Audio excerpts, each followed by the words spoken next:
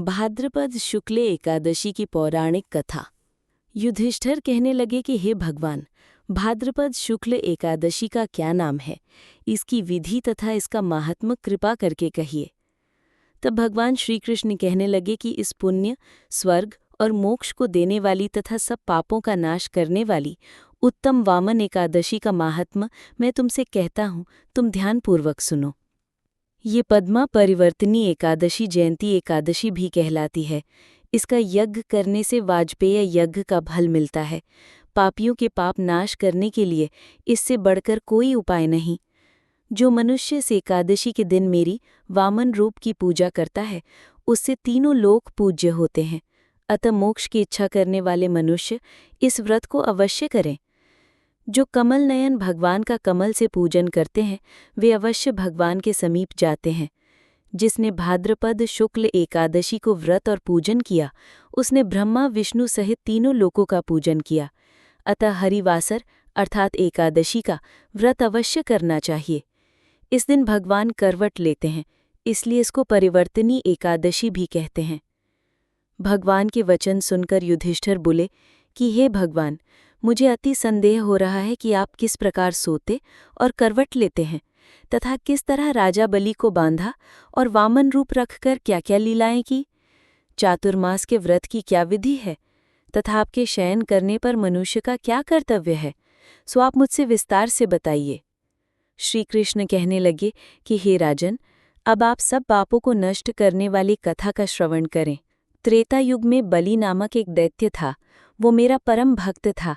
विविध प्रकार के वेद सूक्तों से मेरा पूजन किया करता था और नित्य ही ब्राह्मणों का पूजन तथा यज्ञ के आयोजन करता था। लेकिन इंद्र से द्वेष के कारण उसने इंद्रलोक तथा सभी देवताओं को जीत लिया।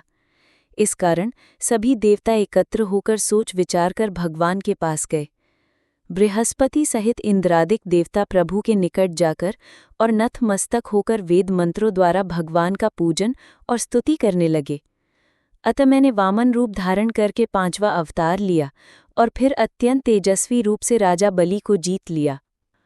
इतनी वार्ता सुनकर राजा युधिष्ठिर बोले कि हे जनार्दन, आपने वामन रूप धारण करके उस महाबली दैत्य को किस प्रकार जीता। श्री कृष्ण कहने लगे कि मैंने वामन रूपधारी ब्रह्मचारी बलि से 3 पग भूमि की याचना करते हुए कहा कि ये मुझको 3 लोक के समान है और हे राजन, ये तुमको अवश्य ही देनी होगी।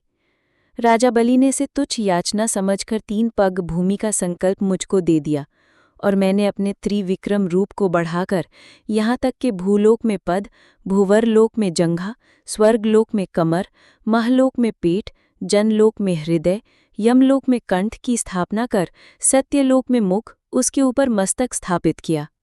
सूर्य, चंद्रमा आदि सब ग्रह गण, योग, नक्षत्र, इंद्रादिक देवता और शेष आदि सब नाग गणों ने विविध प्रकार से वेद सूक्तों से प्रार्थना की। तब मैंने राजा बलि का हाथ पकड़कर कहा कि हे राजन, एक पद से पृथ्वी, दूसरे से स्वर्गलोक पूर्ण हो गए, अब तीसरा पग कहाँ रखूं। तब बलि ने अपना सिर झुका लिया और मैंने अपना पैर उसके मस्तक पर रख दिया, जिससे मेरा वो भक्त पाताल को चला गया।